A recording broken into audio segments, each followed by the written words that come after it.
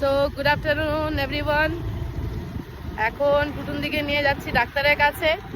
স্কুটিতেই আছি, মানে মোবাইলের স্ট্যান্ডটা নেই বলে একটু অসুবিধা হচ্ছে, মানে ভিডিও করার জন্য।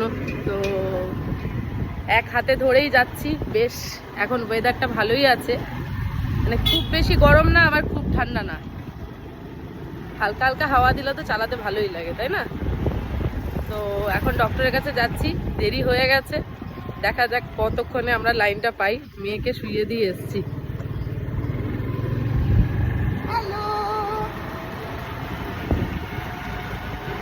চলো, অনেকে দুপুরবেলা রেস্ট করে, আমরা রেস্ট করি না।